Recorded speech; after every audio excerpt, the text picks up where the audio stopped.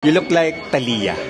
Marimar, Rosalinda, because everyone just watched that. Yeah. You look like... Nakakatuwa, no? Yung experience natin tonight. Di natin yun in-expect na may makikilala tayo. Hola from Mexico, guys.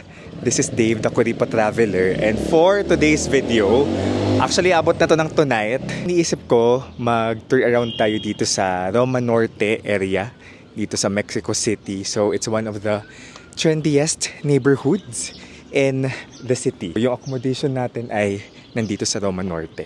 Today, nagpunta tayo sa Teotihuacan, sa Basilica of Our Lady of Guadalupe. Very hitik sa kaalaman yung naging day trip natin today. To be completely honest, nagpunta ko ng Mexico na hindi pulido yung itinerary ko. Super busy ko at work kasi may business trip ako, start na ng Sunday. Yung iba kong workmates, yung iba kong colleagues ay nandun na sa Fort Lauderdale. Nandito tayo sa Mexico nagliliwaliw. So before coming here, I made sure na I did some things muna at work. Ito yung itsura ng Roma Norte. Laid back, may mga pulis. Dami daw cafes dito. So sabi ng tour guide natin kanina, tanong ko kasi siya, where can I go tomorrow? Sabi ko, tomorrow pa. Sabi niya, unang sagot niya talaga Roma Norte. This is how it feels in the afternoon. It's almost 6 p.m.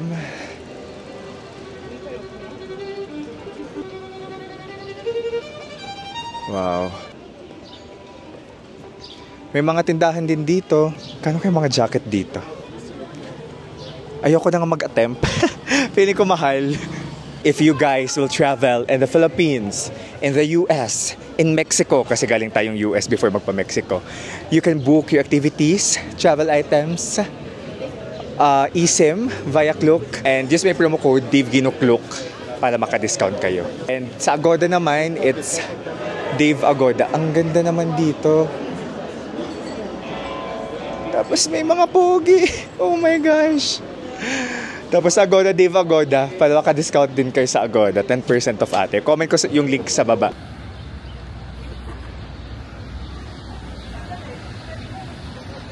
Cafes, kainan.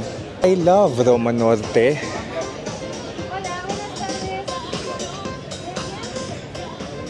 Ang saya.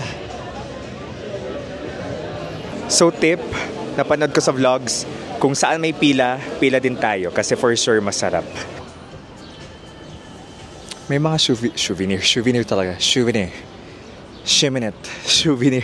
Souvenir shops. Pizza Felix. Parang aesthetic sa loob. It's giving ruggedly aesthetic. Charing. Ito na yung accommodation natin. It's Hotel Monarca. Comment ko yung link sa baba. Ganda ng location niya. Malapit lang din to sa bus stop.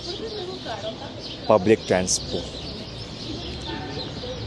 Here. Tara. Fairness naman, lagi nilang nilinis yung kwarto. Oh? And so, di ko papakiting kalat ko. Ang kalat. Pero, open yung TV ngayon. Ayan. This is not so me na nagpapahinga. Kasi ako talaga dire-diretso. Pero, yeah, pahinga tayo. Parang rare ito na umuwi ako ng hotel para magpahinga. Tapos gala ulit.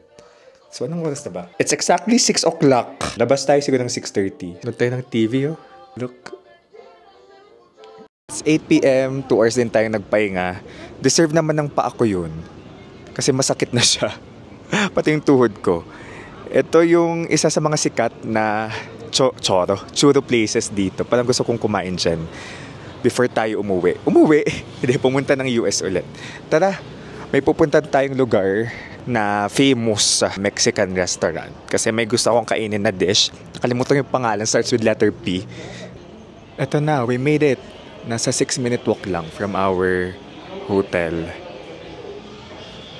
The green one does come with spices and herb and everything. Alright. So where is the green one here? The green one is right here. Do you want it big or small? Small. Medium? So you're gonna get the pozole verde chico. Oh, okay. What kind of meat do you want? You want chicken or do you want pork? Pork. Oh, pork. Alright. You recommended pork. Okay. Pork. Pues Quiere Oh my goodness, pozole thank you so verde much. chico con puerco. Sí. Ajá. You're good? Yeah, you're good. Okay. Dijo que lo va a pensar. Muchas gracias. Angels. Correct. Okay, so I'm here in a Mexican restaurant. So this was one of the top Mexican dishes to eat. Pozole. Pozole. We found new Mexican friends. Veronica, Hi. Pamela.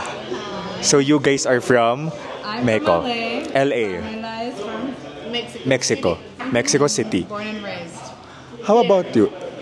I was born and raised in LA. In LA. I live here now. Oh, okay. I am Mexican. You are My Mexican. family, both sides of my family are from Nayarit, Mexico. So, but I grew up in LA. And then I came here and then I made friends with Bami through a friend.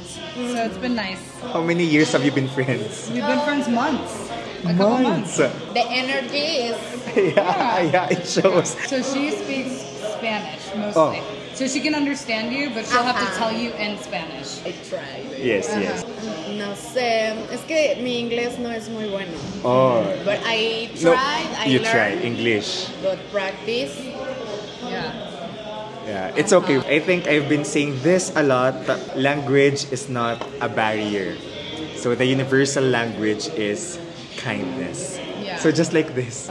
See, See, what is your favorite Mexican dish? that's hard.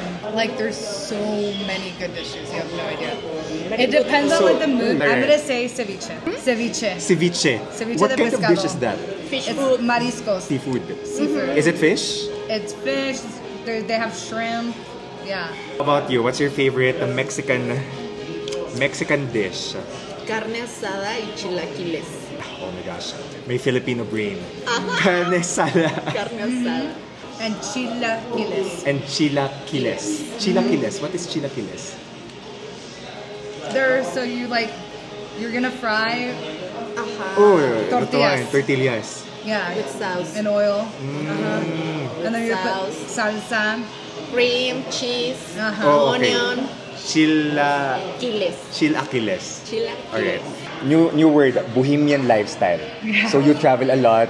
You want to Yeah. meet people a lot. Yes, exactly. And you kind of like, you're always finding a lot of Bohemians are really into art, so I feel like they'll travel around these Yeah. areas. Yeah. Makeup artist. Makeup artist. I tried makeup artist. Oh my gosh, it shows. How many years have you been doing that? 2 years. 2 years. I don't know, passion and creative. Creativity. Ajá.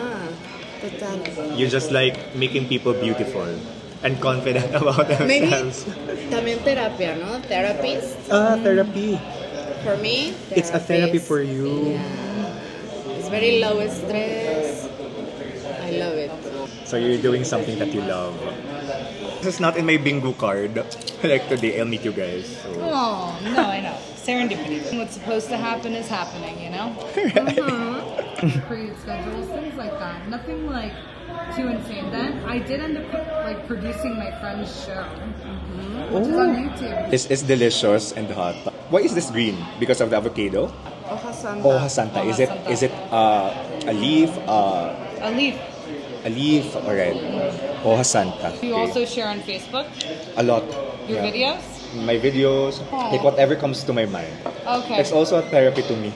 Ajá. Like posting things. There's satisfaction or happiness every time people will tell me they relate to it Yeah. or they share the same happiness with me. Yeah. Because this trip is a first time to me. Like I think this is my bravest trip ever.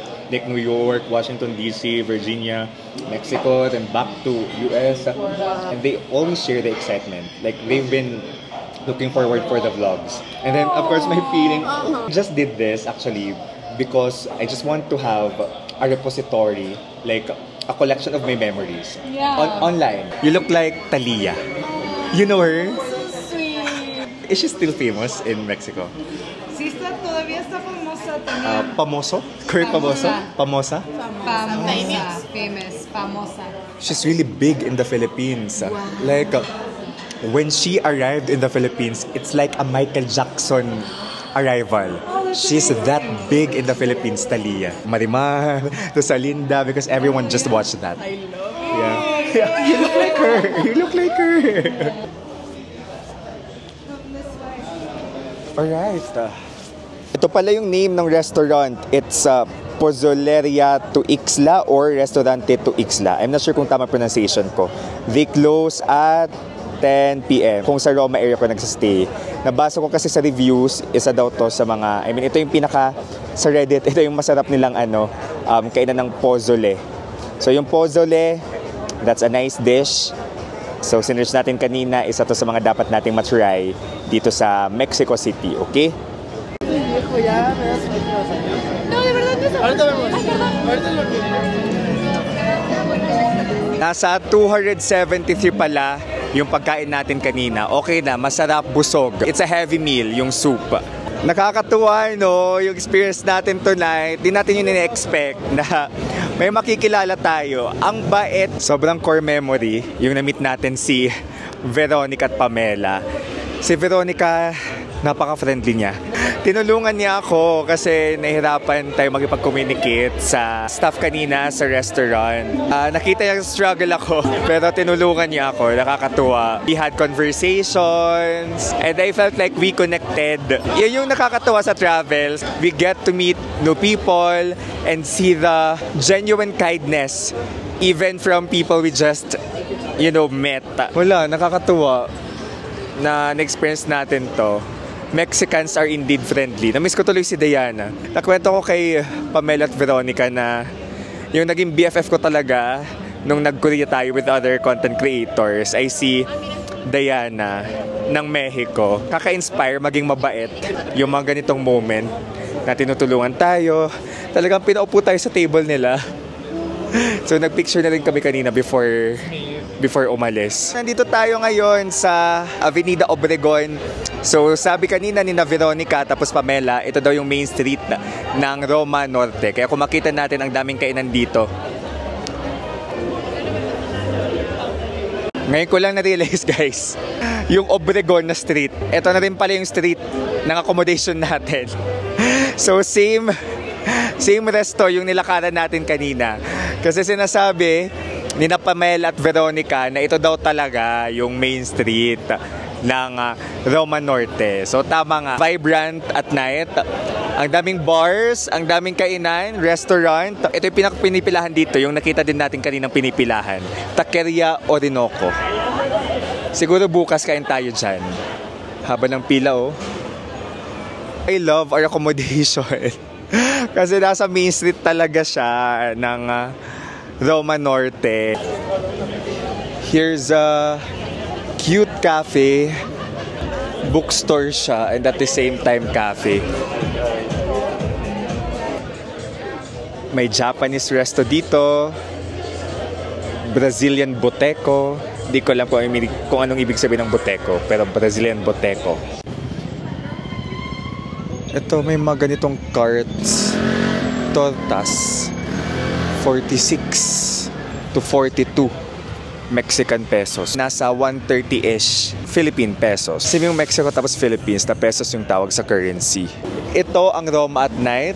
Kung nagutom kayo at gusto nyo ng pagkain na makakatipid kayo, merong mga carts dito na nagbebenta ng tacos at ng kung ano-ano pa. And ang nakakatuwa dito sa Roma area, or I think pati sa ibang parts ng Mexico, may public wifi. Parang ang daming OXXO. Ano kayang meron sa OXXO? Parang gusto kong tingnan. Oh, it's a department store. Convenience store.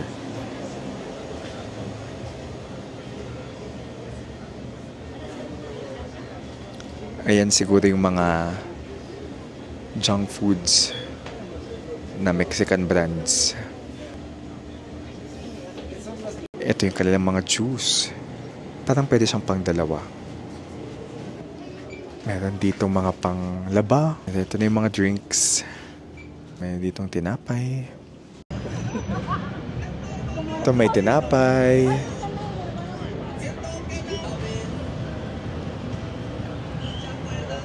Urgentious emergency siguro, from the word urgent. May ganitong bus pala. City party bus. Cool. Ikot kayo sa city, tapos nagpa-party kayo. Humaba pa yung pila nung takerya, oh. Mag-11 na. Nakakatuwa lang yung pagiging walkable ng part na to ng Mexico. No wonder, favorite to ng mga tao itong Roma area. Ini-invite pa actually tayo ni na Veronica at Pamela na mag-party tonight. Saturday night kasi ngayon. Pero mukhang wala na akong energy at gusto ko nang umuwi at matulog. Hindi ito nakaka-Dave Gino, sabi pa ng friends ko. My friends know me na mahilig akong lumabas, mag-club kahit mag-isa. Pero I think masyado tayong napagod in the past few days at nararamdaman ko siya ngayon. Mabuti wag nating pilitin. Ay, ito yung kanina, pinakita ko din kanina nung hapon. Puno din siya. Pizza Felix.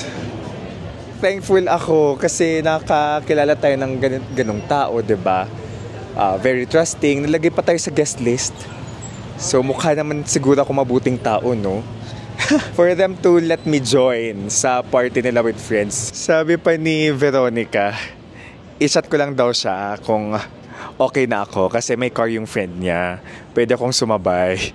Lord, anong ginawa kong kabutihan to deserve these people? Ito, sa harap ng hotel natin guys, may mga kainan pa. Ang saya. Tara, pasok na tayo. Ngayon ko natamdaman yung pagod. As in, na gusto ko na lang matulog tonight. Pero maraming salamat kay Veronica at Pam. Pam, close na pala, Pamela. Dahil sila yung highlight nung gabing ito. Pakain pa lang tayo, planong mag-order, pero they were there in the next table, willing to help me, order successfully. And nakakatuwa dito sa Obregon Street, sa main street ng Roma, kasi ang daming kainan, may mga bars pa. Oh my gosh, inantok na talaga ako. Di na kaya ng katawan ko. Sabi po ng friends ko, this is not so Dave Gino. I hope kahit pa paano naging helpful yung vlog nito. Kung saan kayo pwede kumain, anong dish yung pwede nyong kainin, saan kayo pwede magstay, diba? Or magkaroon kayo ng glimpse of how Mexico City looks like at night, particularly yung Roma Norte. So this is Dave, guys, Kuripo Traveler. Let's live our best lives. Bye-bye!